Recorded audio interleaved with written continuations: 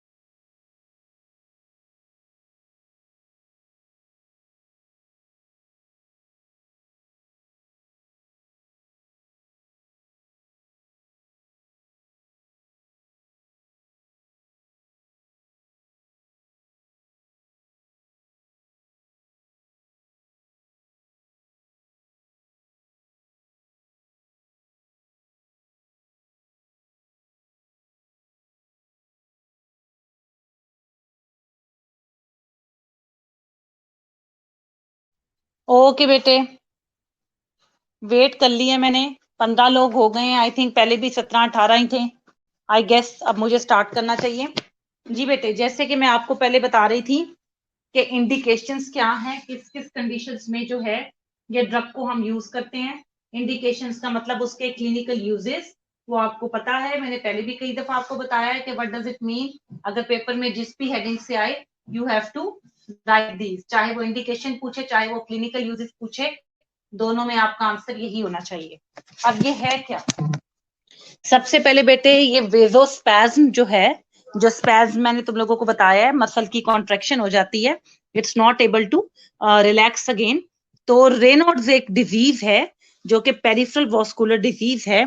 उसके अंदर जो है वो वेजोस्पैज्म होता है, जिसको रिलीव करने के लिए हम इसको इस्तेमाल करते हैं। ठीक है। ये है क्या? ये ब्लड वेसल्स की जो है, ये रेनॉल्ड्स डिजीज जो है, ये ब्लड वेसल्स जो हमारी फिंगर्स और टोज में होते हैं ना, ये उसकी एक रेयर डिसऑर्डर है, जिसमें जो है वो ब्लड वेसल्स नैरो हो जाती हैं कोल्ड में और स्ट्रेस में। और जो है वो जो क्या कहते हैं, जो इनफ ब्लड है जो स्किन तक पहुंचना चाहिए, सरफेस ऑफ स्किन तक, वो नहीं पहुंच पाता। ठीक है।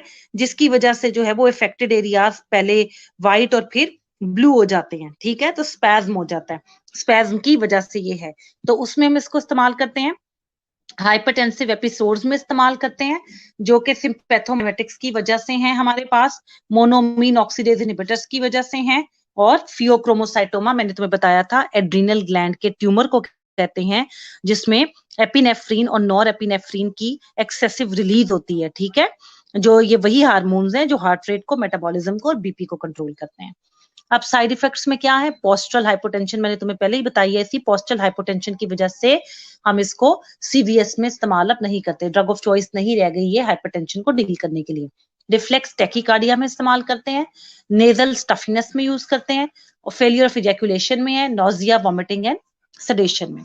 फेंटोलामीन अगली ड्रग है बेटे। फेंटोलामीन के बारे में भी तुम्हें जो है वो बस पता होना चाहिए कि ये कंपेटिटिव ब्लॉकेट करता है अल्फा 1 और अल्फा 2 रिसेप्टर्स को, बस इसके बारे में कुछ। इस कौन सी क्लास से ब्लॉक करता है? मिक्स्ड में है, फिनॉक्सी और फेंटोला दोनों मिक्स्ड में है। फिनॉक्सी को याद करना है, फेंटोला के बारे में इतना एनफ है। आगे है ट्रेजोसिन, डॉक्सेजोसिन एंड प्रेजोसिन। ये बेटे सेलेक्टिव कंपेटिटिव ब्लॉकर्स हैं, और ये तीनों के तीनों अल्फा 1 की ब्लॉकेज करवाते हैं। ठीक है। इसके कार्डियोवास्कुलर इफेक्ट्स हैं कि ये रिलैक्सेशन करवाते हैं बोथ आर्टीरियल और वीनस स्मूथ मसल को, और अल्फा 1 रिसेप्टर्स को ब्लॉक करते हैं, क्योंकि अल्फा 1 पे करते हैं तो तीनों जगह में ये तीनों ड्रग्स जो हैं आर्टीरियल और उधर वीनस को जो है वो करवाती हैं, रिलैक्सेशन करवाती हैं स्मूथ मसल की। हाईली इफेक्टिव है अल्फा 1 रिसेप्टर्स के लिए, लो एफिनिटी अल्फा 2 रिसेप्टर्स के लिए, और कोई रिफ्लेक्स टैकीकार्डिया नहीं करवाते। बेटे रिफ्लेक्स टैकीकार्डिया का मतलब ये है कि जब मैं ड्रग छोड़ दूंगी खाना तो दोबारा से टैकीकार्डिया हो जाएगा, यानी जब तक मैं ड्रग खाती रहूंगी टैकीकार्डिया ट्रीटेड रहेगा, जिस तरह ड्रग खाना छोड़ दूंगी दोबारा से टैकीकार्डिया हो जाएगा। तो इनसे कोई रिफ्लेक्स टैकीकार्डिया नहीं होता। ये रिफ्लेक्स टैकीकार्डिया दोनों ड्रग्स करवाती हैं। वो दोनों कौन सी हैं? फेंटोलामीन और फिनॉक्सीबेंजामीन, क्योंकि वो नॉन सेलेक्टिव नहीं है, वो सॉरी वो सेलेक्टिव नहीं है, नॉन सेलेक्टिव है। ठीक है। अब इंडिकेशंस क्या है, किन किन कंडीशंस में हम इसको इस्तेमाल करते हैं वो आपको पता होना चाहिए। बेटे हाइपरटेंशन में इस्तेमाल करते हैं अगर पेशेंट जो है वो कॉन्कॉमिटेंटली यूरिनरी ऑब्स्ट्रक्शन भी फॉलो कर रहा है due to BPH, benign prostate hypertrophy, यानी जिसमें प्रोस्टेट ग्लैंड जो है वो बढ़ जाता है, वहां पे ड्रग ऑफ चॉइस है प्रेजोसिन। ठीक है। बेनाइन प्रोस्टेट हाइपर, इसमें ब्लॉकेट हम करते हैं अल्फा रिसेप्टर्स की, प्रेजोसिन करती है टोन स्मूथ मसल्स की जो है उसको कम कर दे देती है ब्लैडर की नेक में और प्रोस्टेट में, और इस तरह यूरिन फ्लो को इंप्रूव करती है। इसके साइड इफेक्ट्स में हमारे पास डिजीनेस आती है फफ डोज के बाद, नेजल कंजेशन है, हेडेक है, drowsiness and postural hypotension, postural बार बार बता रही हूँ, यानी बॉडी के पोस्चर के साथ बीपी जो है वो हो जाता है, नीचे गिरता है, इसको हम ऑर्थोस्टैटिक हाइपोटेंशन भी कहते हैं। फिर due to tendency to retain sodium and water, prazosin is frequently used with diuretic. Prazosin खाने से नॉर्मली ऐसा होता है कि बॉडी में जो है वो सॉल्ट की रिटेंशन होना शुरू हो जाती है। सॉल्ट रिटेन होगा तो गोल्डन रूल क्या था डायूरेटिक में, मैंने बताया था, जहां जहां सॉल्ट जाएगा पानी भी वहीं वहीं जाएगा, पानी भी रिटेन होना शुरू हो जाता है। तो जिस बीपी को रिड्यूस को खा रहे हैं सॉल्ट और वाटर की वजह से, तो फिर प्लाज्मा वॉल्यूम बढ़ेगा, फिर बीपी बढ़ जाएगा।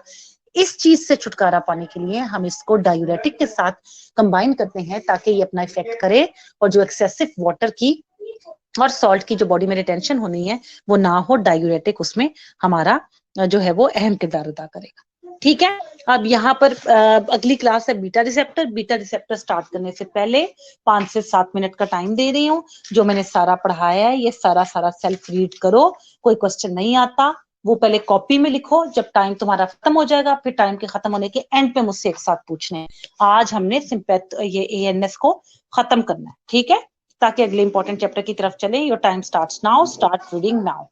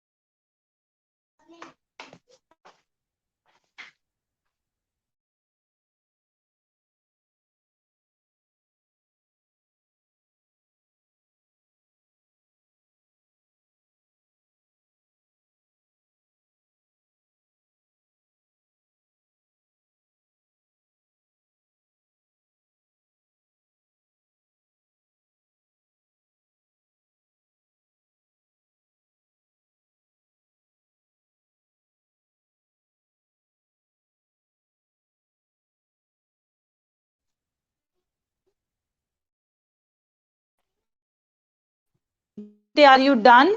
कर लिया आपने?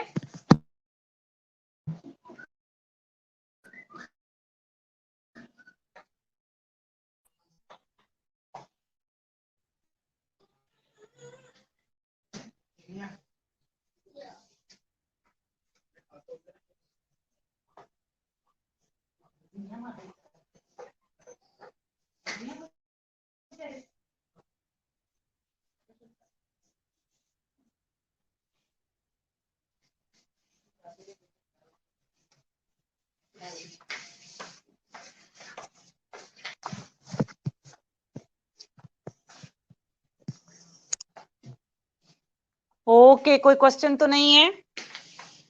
हो गया है, कोई क्वेश्चन नहीं है। अब मैं आगे चल रही हूँ बीटा ब्लॉकर्स के ऊपर। आओ इसको जल्दी से, इस चैप्टर को वाइंड अप करें आज अब हम। अच्छा बेटे, बीटा ब्लॉकर स्टार्ट करवाने लगी हूँ। वही बात कि बीटा रिसेप्टर्स जो हैं उसके ऊपर जो बीटा एंटेगोनिस्ट या बीटा ब्लॉकर हैं वो कंपेटिटिवली या नॉन कंपेटिटिवली जाके फाइट करते हैं और बीटा इफेक्ट्स को प्रिवेंट करते हैं। बीटा रिसेप्टर ब्लॉकर्स को हम मेनली हाइपरटेंशन के लिए, अंजाइना के लिए, कार्डियक एरिथमियास के लिए, मायोकार्डियल इंफाक्शन और ग्लूकोमा जो मोतिया है उन केसेस में इस्तेमाल करते हैं। बीटा रिसेप्टर्स को हम फर्दर डिवाइड करते हैं into two groups based on selectivity. सबसे पहले बीटा वन सेलेक्टिव है, जो सेलेक्टिवली बीटा वन को ही रिसेप्टर को ब्लॉक करते हैं, जिसमें एटिनोलोल, एस्मोलोल, मेटोप्रोलोल, इन तीनों के नाम पता होने चाहिए। मेटाप्रोलोल नहीं है, मेटोप्रोलोल है, टी के बाद ओ है।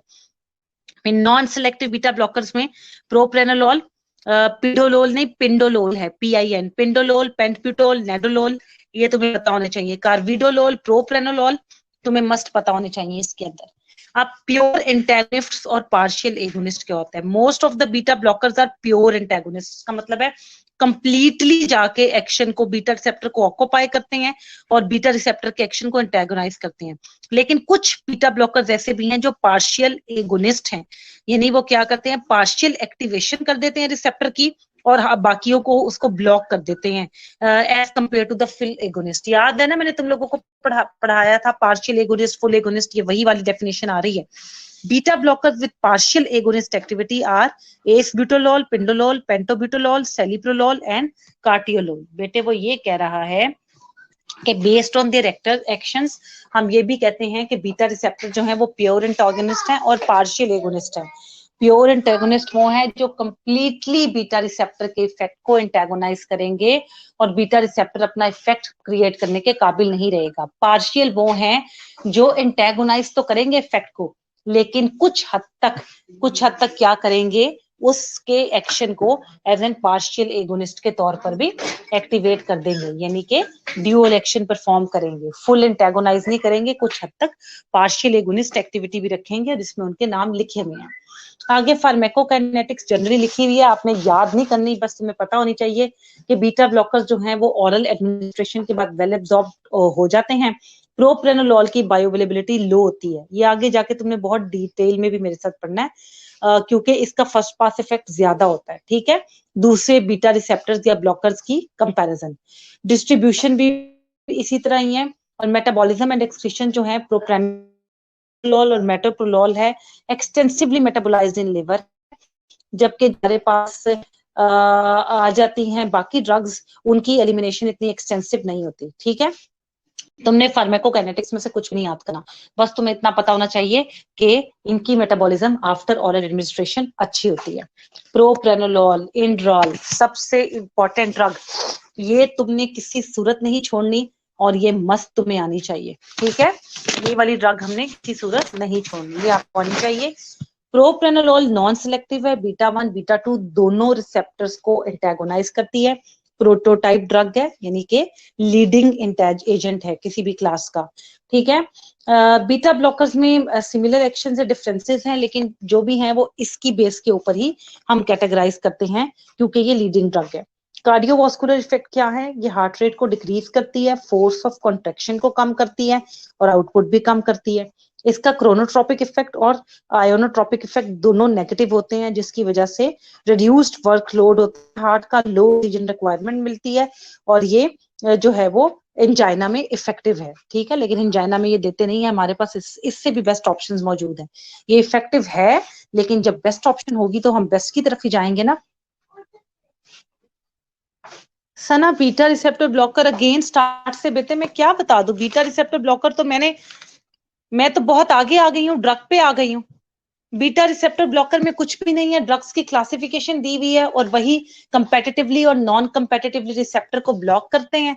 और इसके अलावा कुछ ऐसे हैं जो प्योर एंटेगोनिस्ट हैं, कुछ ऐसे हैं जो पार्शियल एगोनिस्ट हैं। प्योर एंटेगोनिस्ट कंप्लीटली रिसेप्टर को जाके ब्लॉक कर देंगे, पार्शियल एगोनिस्ट वो होंगे जो ब्लॉक करने के साथ साथ कुछ हद तक एगोनिस्ट वाला एक्शन भी करेंगे, तो इसलिए हम उसको पार्शियल एगोनिस्ट कहते हैं।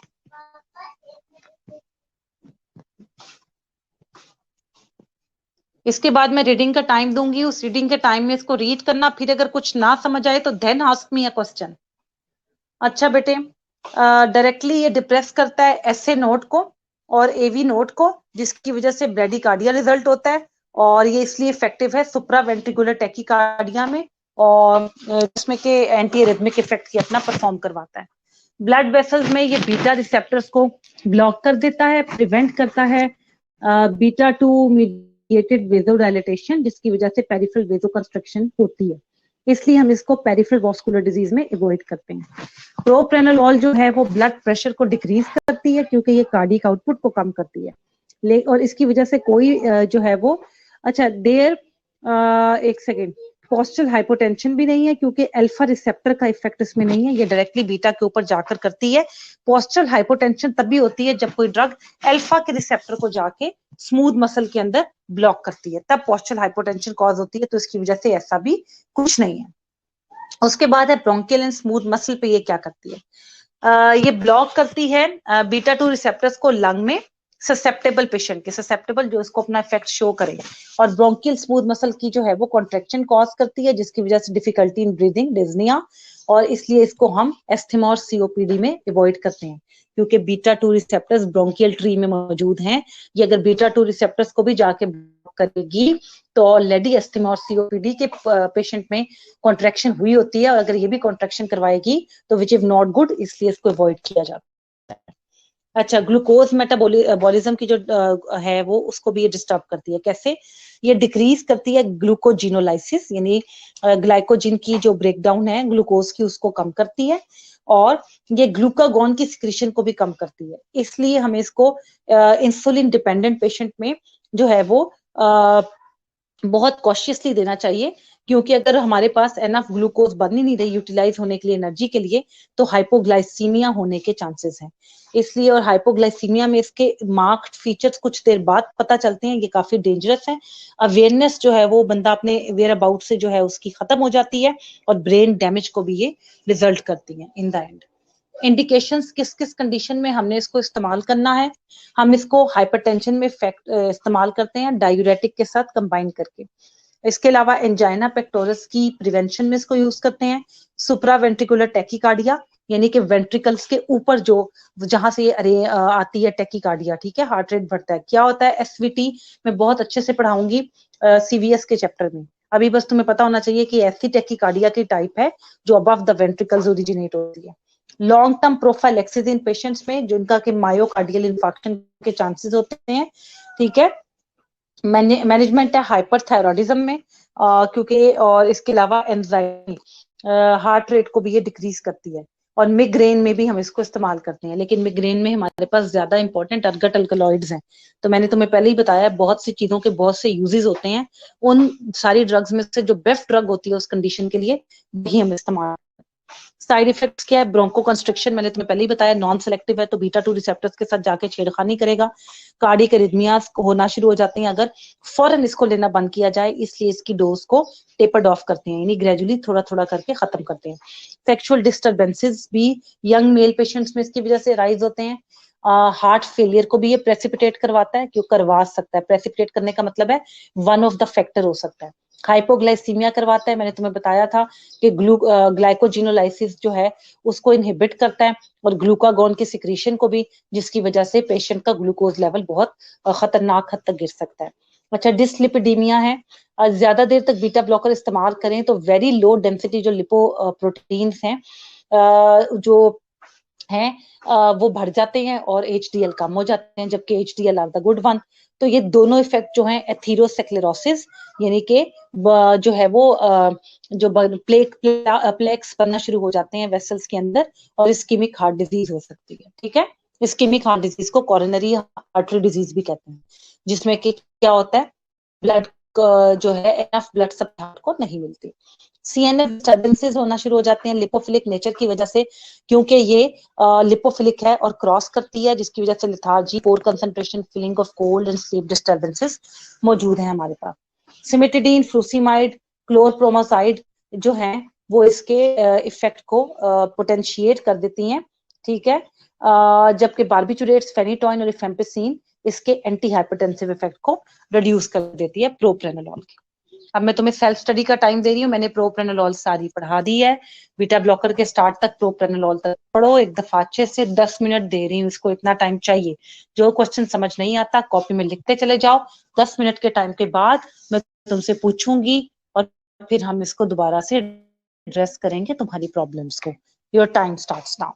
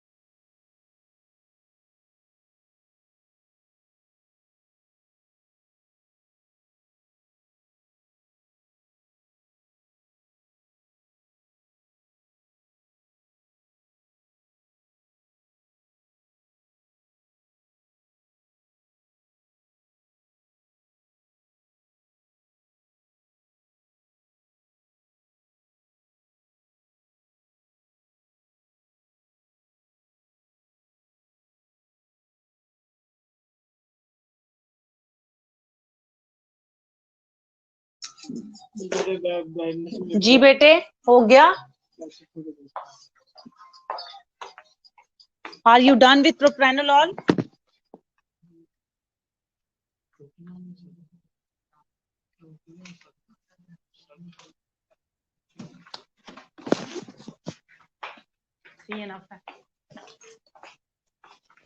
कोई प्रॉब्लम तो नहीं है? ठीक है, अब आप लोग काइंडली ऐसा करो बेटे कि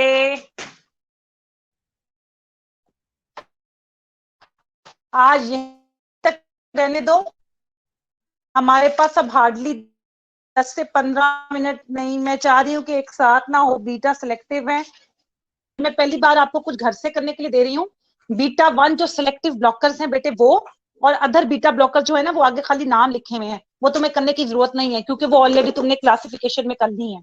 और अर्गट हमारे पास है, अर्गट अल्कलॉइड में, ये आपने खुद से पढ़ने हैं अगली क्लास में। ये दो आपने अर्गट और बीटा 1 सिलेक्टिव आपने खुद से पढ़ने हैं, और जो अदर बीटा ब्लॉकर्स वाला कॉलम है वो आपने नहीं करना, वो सिर्फ ड्रग की क्लासिफिकेशन से रिलेटेड है। You have nothing to do with it. ठीक है? ठीक है बेटे, मैं यहीं पे क्लास क्लोज कर रही हूँ। अब आप लोग अपनी अटेंडेंस लगाएं और मुझे व्हाट्सएप ग्रुप में सेंड कर दें। I will see you in the next class. Take care बेटे, अल्लाह हाफिज।